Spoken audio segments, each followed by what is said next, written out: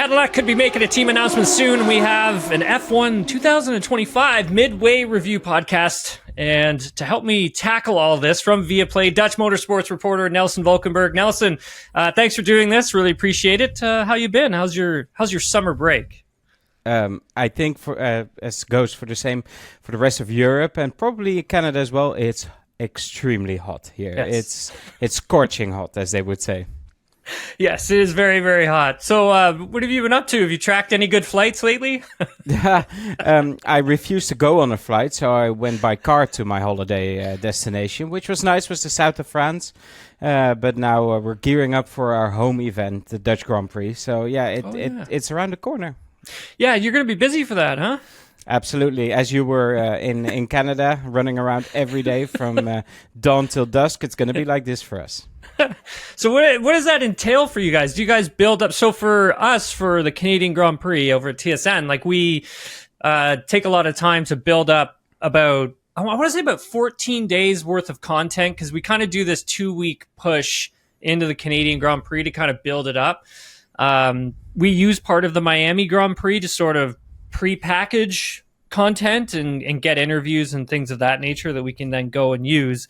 But for you guys, like, how do you guys plan for that race? This is the fun part, because not only do I do commentary, I get to do that side of production as well. And the same, we try to get the things that are a little bit timeless done early, and early in this case is either in Hungary or the race before in Spa. And then you just start to build your schedule and figure out which pieces of the puzzle actually fit, which teams say yes to your plans, which teams can't fulfill them. And then, you get a manic week that is your home race. So right now we're in the midst of figuring out what we've already made and where it's going to go. We have an on-site studio, as we did last year, so it's really nice. And if the weather cooperates, we might have an outdoor position as well for a presentation. That's going to be great. I'm going to be there in a few weeks' time to take it all in. So I'm really excited. Really excited for your home race, Nelson. It's going to be a lot of fun. From everything that I've seen on television, it looks like it's a blast.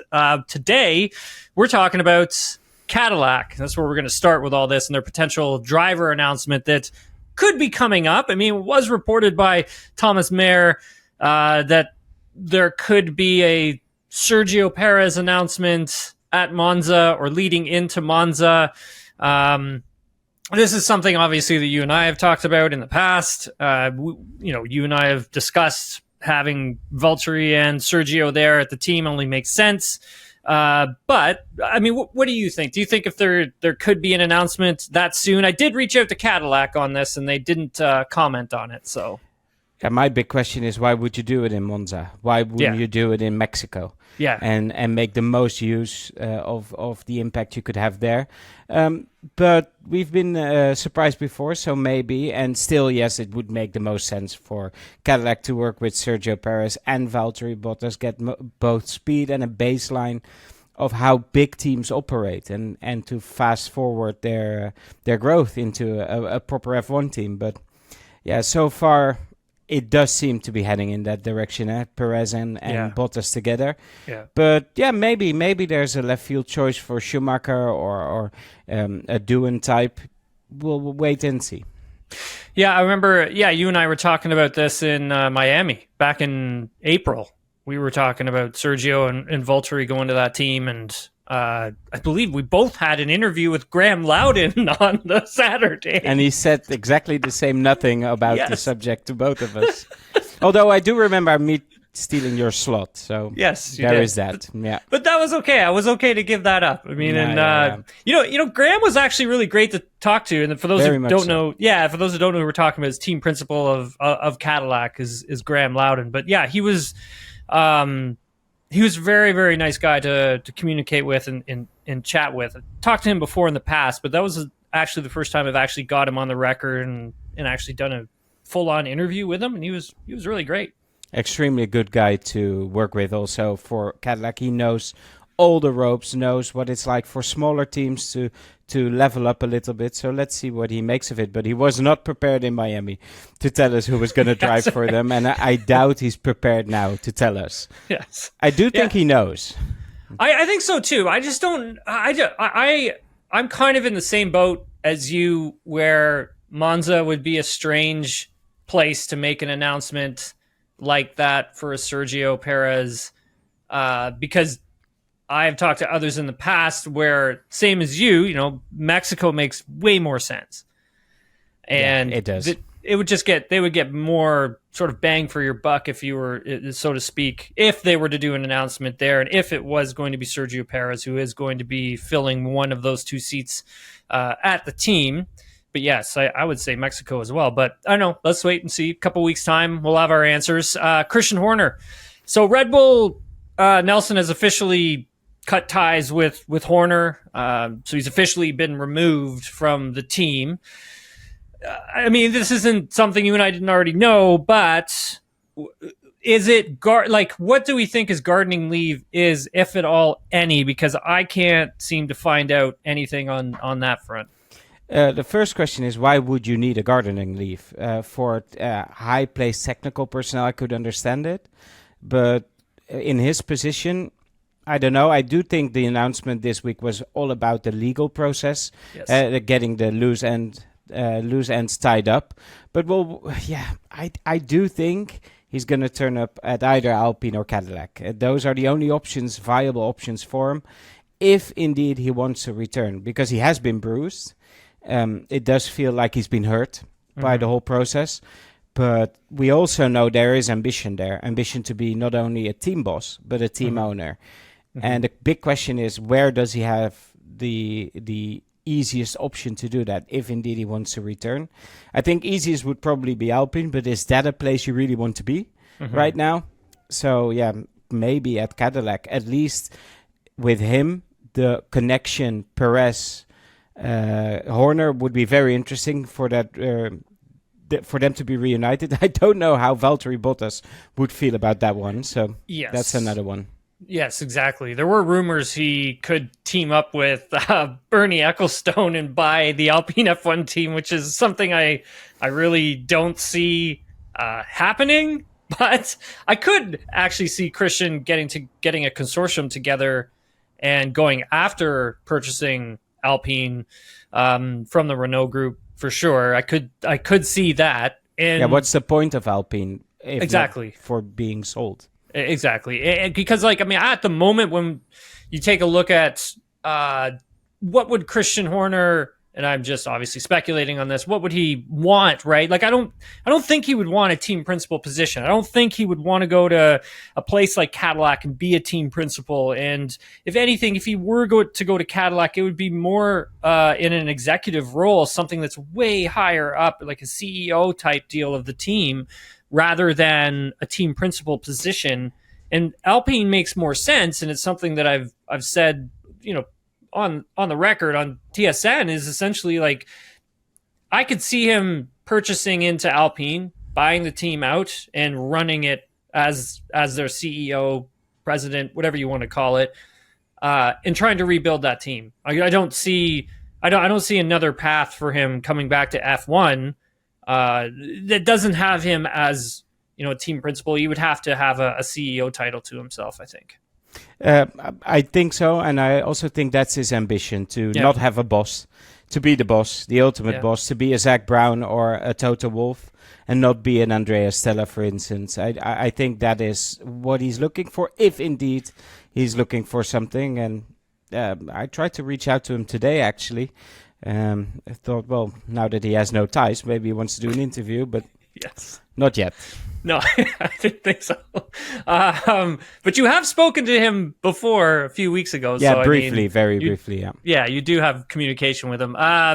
Let's jump into our midway review of the season, because it's been an interesting, what do we have? 14 races, and there are some things that have really piqued my interest, and I want to see where you're at on a lot of this stuff. I mean, obviously, you and I have sat down, done interviews about all of some of these things that we're going to bring up, but kind of want to pick your brain to see where you're at, and I'll show you where I'm at. But we'll start with the most surprising driver. It has to be outside of, obviously, Oscar Piastri and Lando Norris, but one driver who has really surprised me this season. We'll get into that in a minute, but I want to know from you, Nelson, who surprised you the most? Isaac Hadjar, by far. But that's, if I have to admit it, is because I had very low expectations. I thought he was very interesting and clearly fast in F2, but also a bit of a loose cannon. And he has proved to be anything but. And it's been very interesting to see him adapt to F1. Very shaky start, which he then shrugged off and has gone on a tear. My interest with him now is Liam Lawson has clearly closed the gap. So let's see how he deals with that in the second part.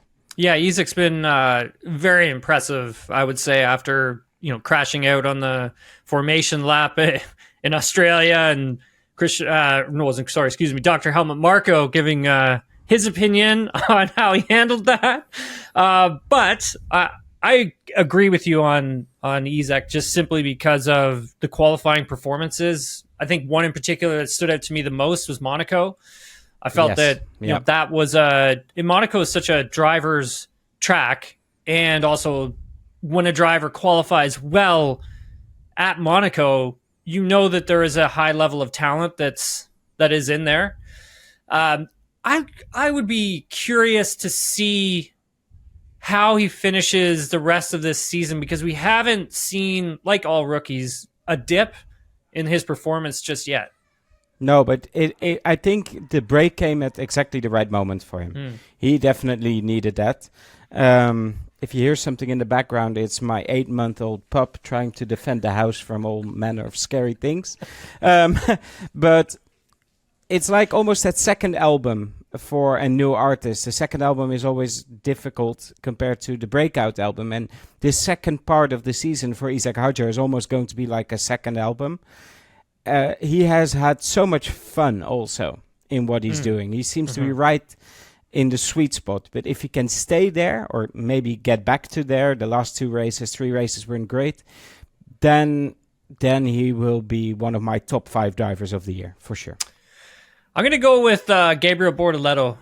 He's been super impressive to me, especially in qualifying. I mean, going up against like Nico Hulkenberg, the split between the two of them is 8-6 in favor of Bortoleto. And Hulkenberg is no slouch when it comes to qualifying. Like, he's always qualified really well. For Hulkenberg, most of the time it's the racing that's let him down. When you take a look at Bortoleto, obviously the F2 champion last year, coming into F1 as this rookie, he had a bit of a slow start, but then once they started bringing upgrades to that car, you could really start to see him take advantage and shine and really start to put a lot of pressure on Hulkenberg. And I remember even, speaking with Nico about it, him just saying that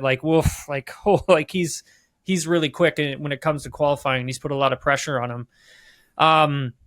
When you take a look at Gabriel Bortoleto's future, I mean, the ceiling that driver has is extremely high, isn't it? I think he might be the most complete of all the rookies, the best of the rookies if he gets everything sorted. Yeah. He didn't panic after a difficult start of the season, and now we're starting to see the real potential. It just shows you what happens to a rookie when he has a car he can actually work with. But I've been a fan of Bortoleto. I think he is the future champion for sure. I agree with you. Yeah, 100%. I agree with you on that one. He definitely has the skill set for that. There is a reason that, Fernando Alonso, obviously has come on board to be his agent, along with a few other things. But, Fernando knows talent when he sees it. So yeah, there's a reason why he's backing Bortoleto so heavily, and he should. I think this is a star in the making for sure. Most surprising teams. So you got to pick 2. Here's how I want that to work. One team that you didn't expect to be this bad, and one team that you didn't expect to be this good. It's actually quite easy. Yeah, you made it. I think easy we're going to be me. the same on this. Bad for sure after testing Alpine. They were right in the bracket, 5th, 6th. They looked so strong in Bahrain testing, and there's nothing left of that feeling. And surprisingly good, it has to be Sauber. They were nowhere for years, and That team has felt uplifted. They believe in themselves. They are making right calls. The pit stops are quick. It's completely transformed in basically about 9 months or so, from a low point at the end of last season to where they are now. It's unrecognizable. I was going to say, for the team that I thought, I didn't expect them to be this bad. And I guess I should say the car is Red Bull Racing. I honestly didn't expect them to be like this bad. I didn't expect the car to be as bad as it's been. And obviously, yes, we had a downturn with the team, midway through last season, but it's still kind of kept going downhill before, letting go of Christian Horner and trying to retool a couple of things behind the scenes. I didn't expect Red Bull to be as at this level. And in all honesty, like if they don't have Max Verstappen, Nelson, there's no way they're fourth in the Constructors' Championship standings. There's just no way. He's got over 90% of the points in that car. Yes. And he's had a terrific season, but the team has not. It seems that the car is okay in very smooth conditions, the new Suzuka tarmac, stuff like that. Yes. But the season is not built like that. And they've been hiding from this problem for years now. And there's nowhere to hide for Red Bull. And that's quite painful. One of the teams I didn't expect to be as competitive as they've been, because the field obviously has converged and it has been much closer, as Haas. Like I felt with this team, taking a look at the 2026 regulation, that they wouldn't invest as much as they have in this season's car. And I honestly thought that they were going to be, in terms of performance, down closer to where Alpine has been. But each weekend that we've gone to, I find that, Haas has been punching into the points. I think, for a few races, there's been some qualifying that have caught them out, where if they didn't get caught out, they most likely would have had two cars scoring points. And so when I take a look at Haas as a whole, I'm actually quite surprised to see where they are, because they aren't really that far away from even punching up to fifth in the constructors' standings. Like Williams has 70 points as I look at it now. Haas has 35. We still have 10 races to go. I think that battle, obviously, for fifth in the constructors' standings is going to be very competitive. And I just think if Haas is able to maybe capitalize a little more on the qualifying. I know I've heard Esteban talk about some of the things they need to work on when it comes to qualifying the car. But I'm actually quite surprised to see that they are as competitive as they have been. I was kind of torn on this one because I also felt Sauber as well, like super surprised by where Sauber is, given where they were last season and how all that kind of went down. Biggest story so far for yourself?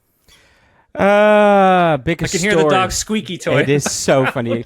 I'm going to steal that, but he's going to get very angry with me. That might be the biggest story. No, the biggest story of the year so far, it has to be the Christian Horner sacking. There is no other way to look at it. Of course, we all got in a frenzy about Verstappen, and ultimately it was a nothing story, because maybe the right situation never materialized.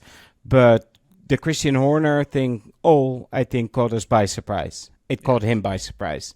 Yeah. And it has changed the paddock. And for me, that's the biggest story.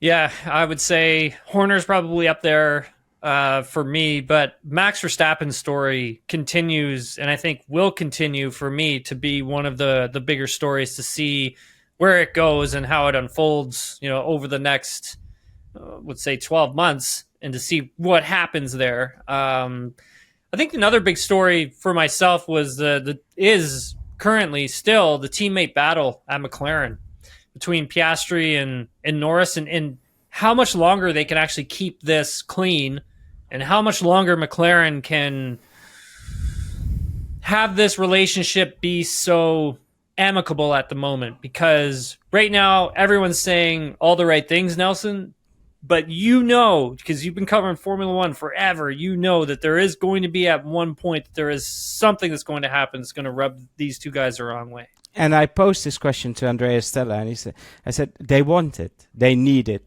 Mm-hmm. It's going to go wrong. And he said, basically he told me if it goes wrong because of a misjudgment, that's okay. That's the defining line.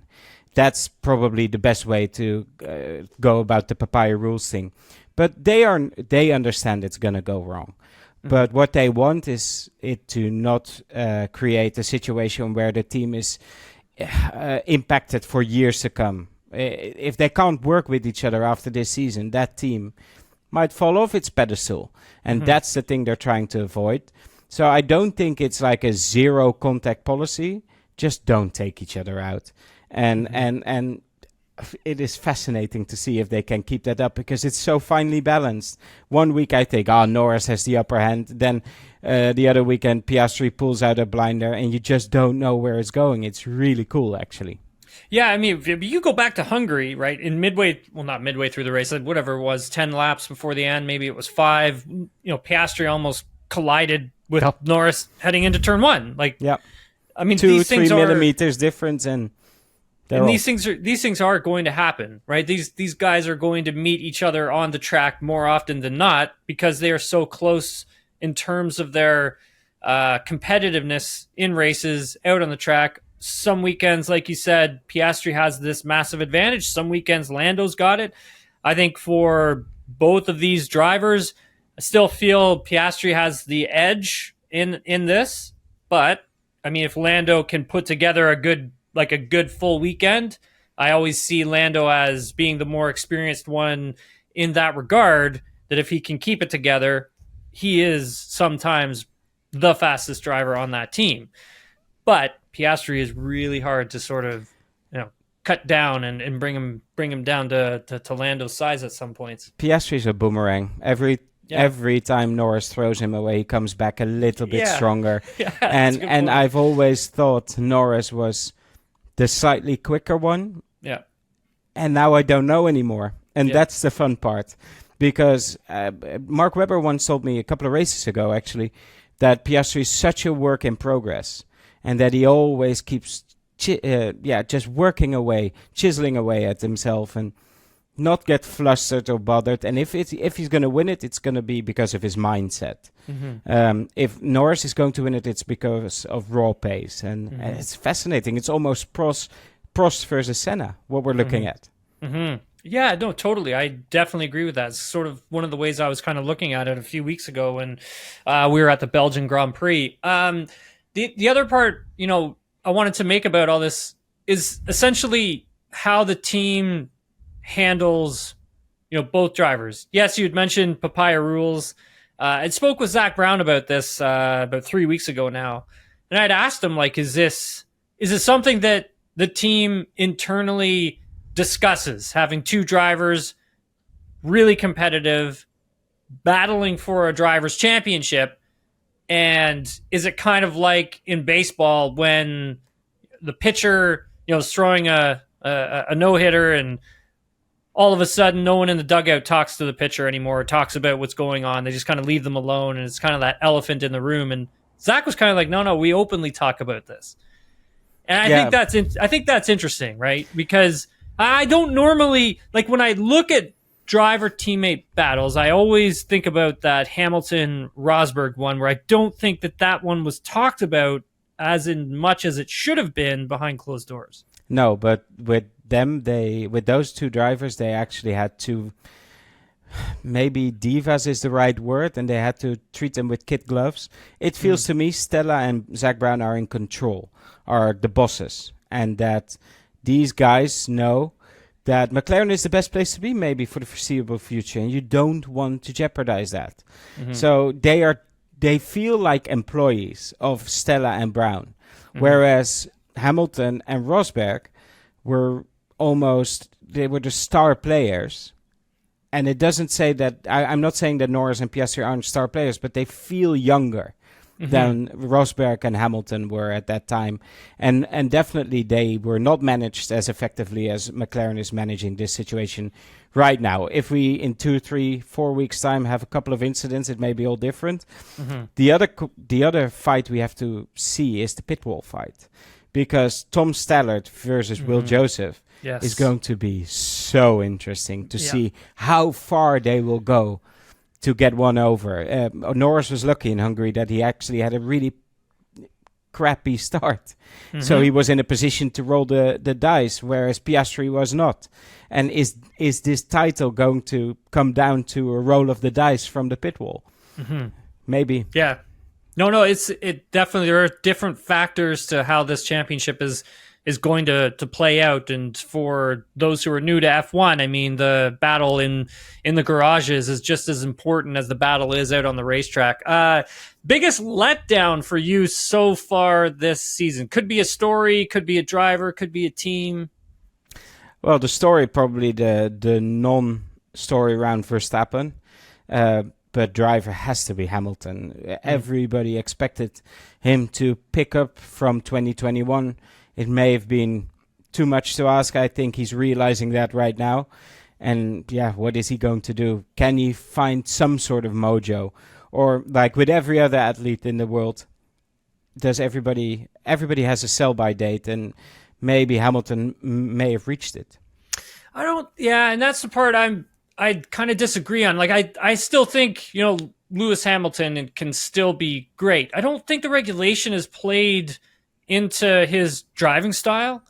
And I think if you were to go back to like those 2020, 2021 cars, I think he picks up right where he sort of left off, right? I still can see him being just as competitive as he was then. Now, I think he's having one. It's difficult when you go to a bigger team, you go to a team that is new, and you go to a team that is as big as what Ferrari is, and not change the culture, but try to change your side of the garage so you can learn the new team. You can also learn the new engineers and try to get them to understand the way you like the car. But how different is this season to the last two alongside Russell? It isn't. Yeah, I guess it's a good point. I would just say in terms of the pace, though, I don't think Lewis was that far off of George in terms of pace. Like a race pace, no. He was a bit, but not as much as Lewis is with Charles right now. Like the gap between the two of them is quite big at the moment.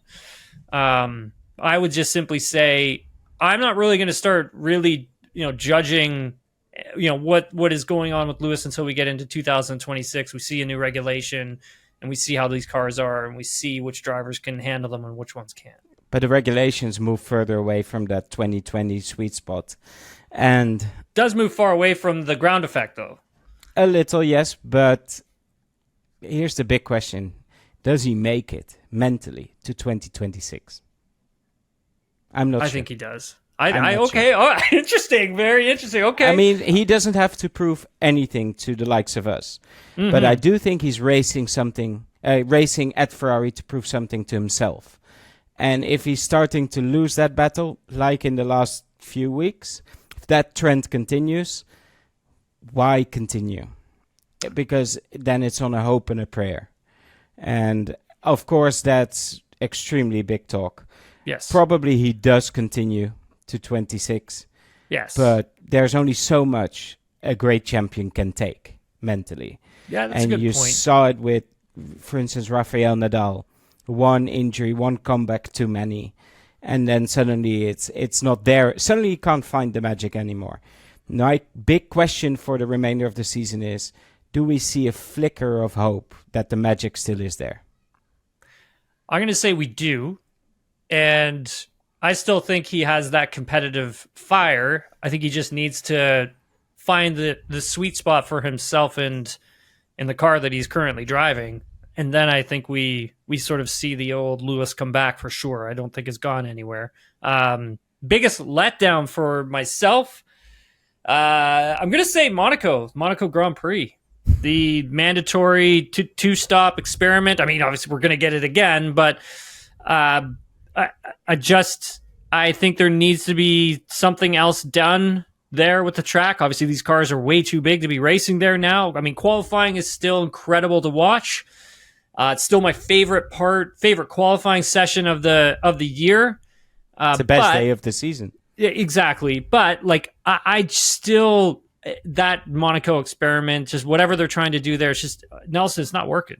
No, but I rewatched a race where David Coulthard was stuck behind Enrique Bernoldi in an Arrows forever. So it wasn't different in the 90s. That's true. So maybe we just have to accept it. Just hand out points for qualifying. Do 2 qualifying sessions. That's going to make it fun. Have the Porsches and the F2s and the F3s race 2 races, or a race extra, for instance, and give us 2 proper shootouts, because Monaco is about having the biggest balls in qualifying. Well, do it twice. Yeah, no, that is actually a very good idea. And I never really thought of it that way, because usually what I'm trying to do is I'm going on Google Maps and I'm drawing the track out, and I'm like, could they maybe make it a little bit here? So you give me a hard time for tracking flights, and that's what you do on mine. Yeah. Okay. That's what I do in my spare time sometimes. This is what I do. I go on Google Maps to see how I can make street circuits better. I think we have to accept it. Let's just accept that Monaco is what it is. It'll save you a lot of time on Google Maps.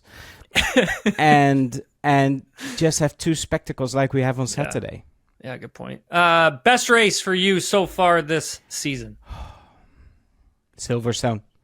But that's the story. The sheer anticipation that we had all weekend, and then suddenly Hulkenberg is the story, and the fear that he may not make it to the podium, and just the danger in that final pit stops, and the Sauber stop that was a little slow, and then the explosion of happiness. It has to be Silverstone for sure for me. I'm going to say Silverstone, but also I'm going to add the Canadian Grand Prix, because I remember coming into Canada thinking, like, I hope this isn't like a McLaren runaway. And then all of a sudden George Russell, I was saying that, I said this on F1 TV, Nelson, I said one of the drivers who I think is going to win this is George Russell. And at the time we were just going into free practice 3, I think it was, or coming out of free practice 3. And I said that on F1 TV, and I believed it, and I am so happy that it worked out that way. However, I didn't see Max being as competitive as he was there. That was surprising. Yeah, it was just a great race, and just reminds me of another letdown, which is Mercedes, because they've tailed off completely. Yes. And with that, Kimi Antonelli. So there are plenty of letdowns. But yeah, Canada was a terrific weekend all round. It was just pure motorsport. Very enjoyable.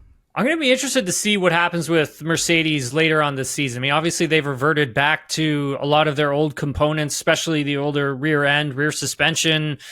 And hearing Toto Wolff at the end of the Hungarian Grand Prix simply saying we're going to take all these new bits that we've built and throw them in the trash because they're not working. I am going to be very fascinated to see what happens with Mercedes moving forward for the rest of this season. Could they be competitive in a place like Las Vegas? I mean, that if it's cool enough, maybe. Yes, that for me is going to be interesting. The thing is, though, Mercedes have never understood these regulations. And you're starting to hear mutterings of, like, we might need some new people. I asked this question directly at Mercedes, and they said, no, but we've got a lot of new people in the layers under, like, the recognizable management. But is it enough? These past 3.5 seasons have been really difficult for Mercedes. And when did we ever really believe that they got the hang of it? And now they've got old components. I would be skeptical to think that there's going to be a big update with 2026 looming large. So, yeah, I think they're stuck. And if they are not careful, they will end the season pace-wise as the 4th best team. Yeah, they could. And then it's another wasted season. Yeah, when I thought they got it, when I felt that they had gotten things together, has to be at the end of the Belgian Grand Prix last year. And I thought that, Canada was, a blip on the radar until we started to learn just how serious the overheating issues that they have with their car factored into their performances. But when we got to the end of Spa, obviously it was a little cooler then for that race, and, George got disqualified or whatever. But I felt that was a big race for the team and for them to learn exactly everything that they needed to know from this car, that they were a little more competitive at the second half of the season. And I thought that going into 2025, they would have sorted out their teething issues, let's call them, especially with the overheating with the tires. I thought that was going to be worked out, and still to learn that it hasn't is really quite surprising to me, because Mercedes is Mercedes. They're a great team, and I was really shocked to see that they haven't figured all that stuff out. And the problem here is that they know what's wrong, but they don't know how to solve it. And that would scare me if I were Toto Wolff with a big new regulation set coming in. Poh.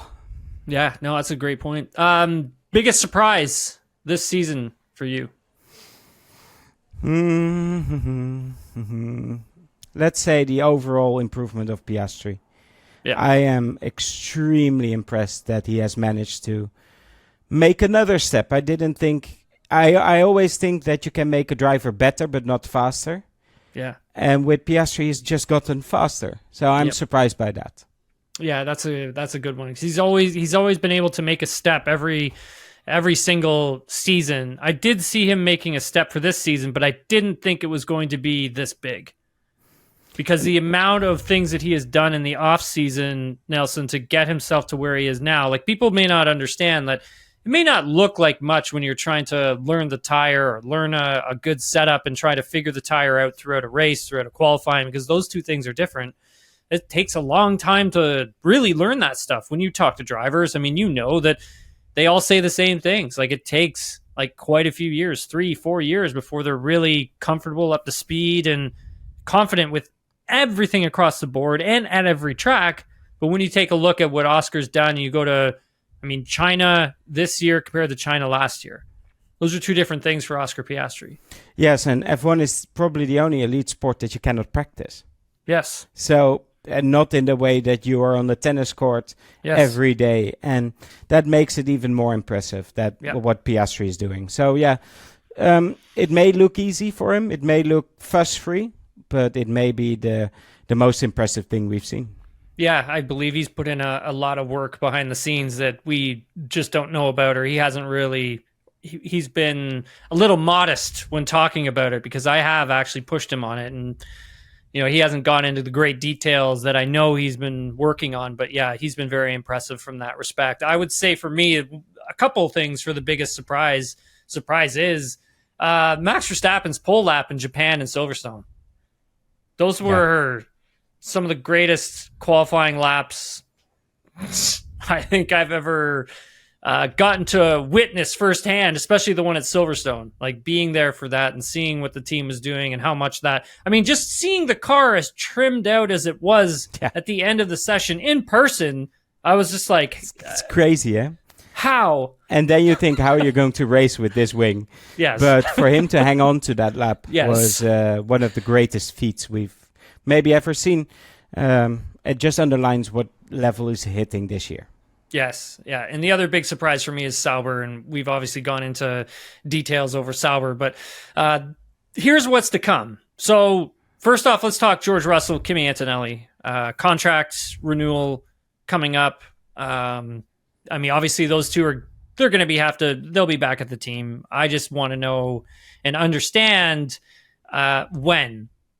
I would say for Antonelli, my guess would be a 1 year plus an option. But for Russell, this is where I think it gets a little confusing, where it has to be, I think, for George, and in George's case, has to be longer than 1 year plus an option. Plus more money. I think there's going to be more money on it. Yes, and with Max not going there for next year, if I were him, that cannot be a 1+1. He has to be really tough now in negotiations, because now they really need him. Yes, 100%. And I don't think if you're George, you can sign off on a 1 year deal because of a few of those things that you had mentioned, but also from the standpoint that next year's regulation, and you don't know where Mercedes is going to end up. George could be in a very privileged position where he has a car that's like the 2014 and 2015 Mercedes, where they're just absolutely crushing everybody. So I think for George, Could we get an announcement leading into the Dutch Grand Prix? I mean, maybe. However, if George really wants to play hardball, I think he's probably pushing them until close to the end of the season, just trying to get as long as he can with that team. I think he was also a little hurt by the last 3-4 months. The flirting, the open flirting. Sure. And let's be honest, Russell's been exceptional this year for most parts. So, yeah, good for him if he plays hardball now. Yeah, absolutely. Red Bull Racing in their second seat. Yuki Tsunoda obviously occupying that at the current time.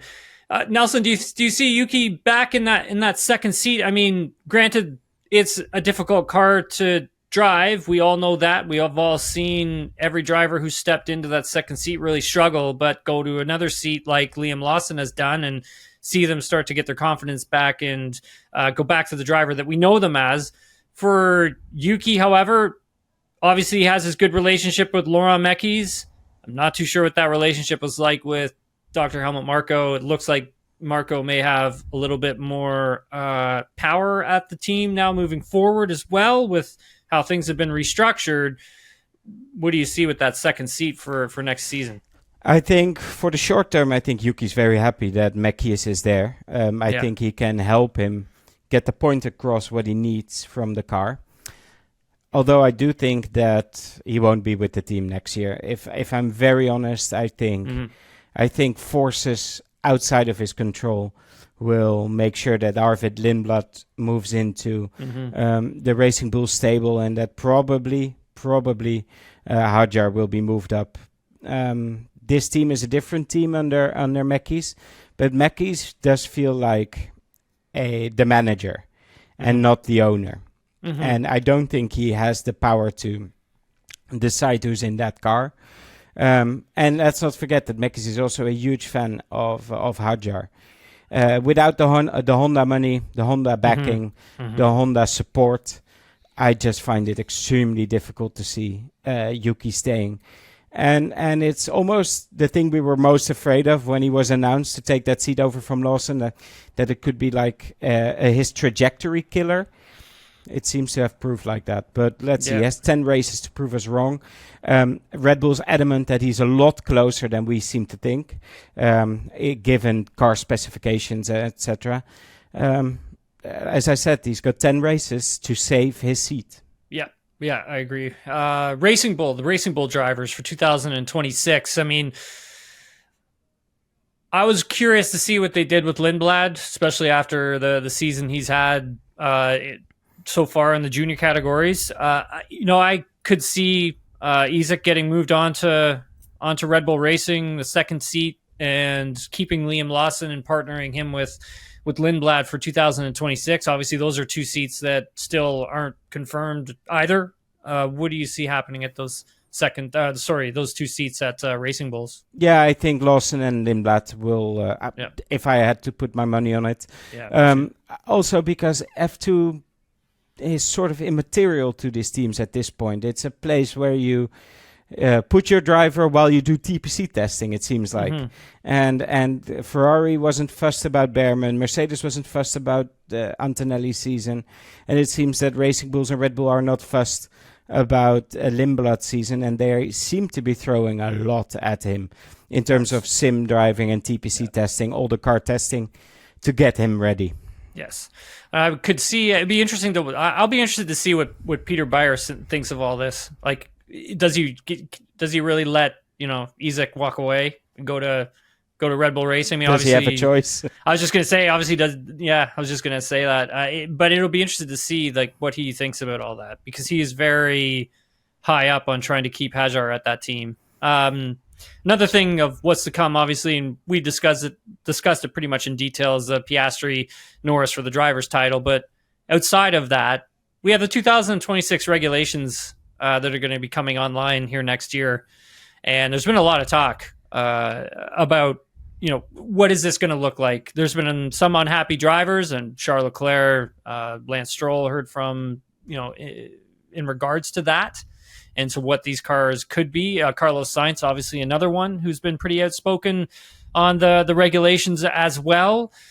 But I was listening to the race. They did a really good podcast with Stefano Domenicali recently, and interesting to hear Stefano really talk about the V8 hybrids and sustainable fuels, if they can get that right. When we take a look at next season, Nelson, and these teams are really starting to gear up and shift more towards building their 2026 cars now.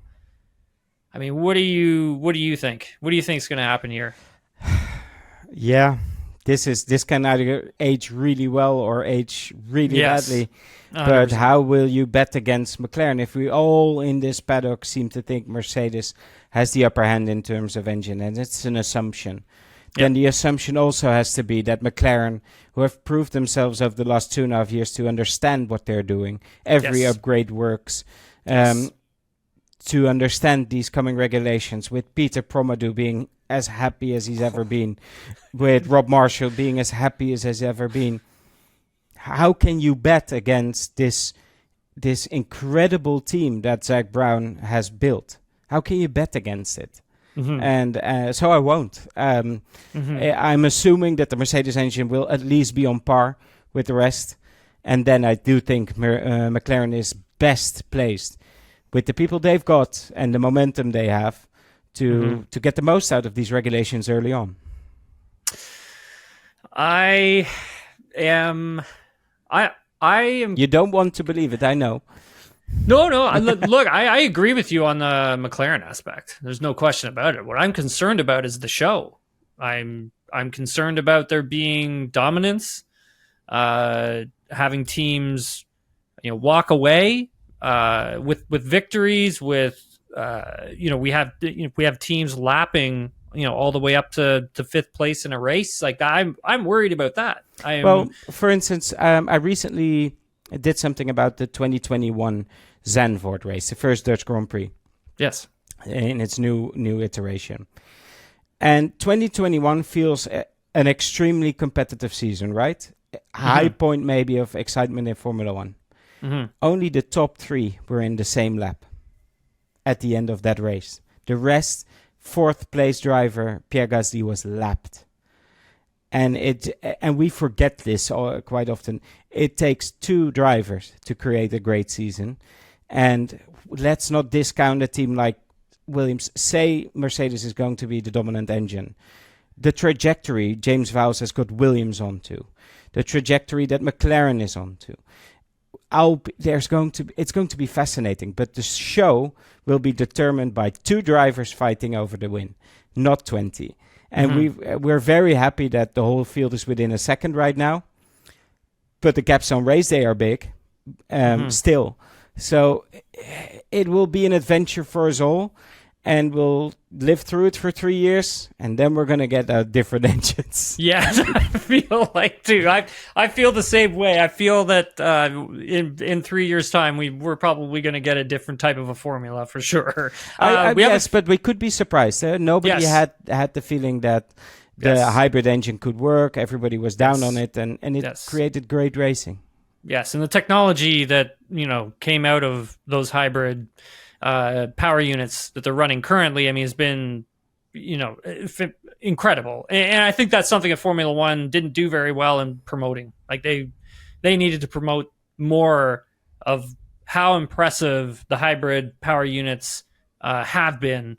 And I think that's something that really fell by the wayside when they were first introduced in 2014, 2015. Those are opportunities they didn't really take to exploit just how fantastic and incredible that technology is. We have some questions. First one's from Michael Klink.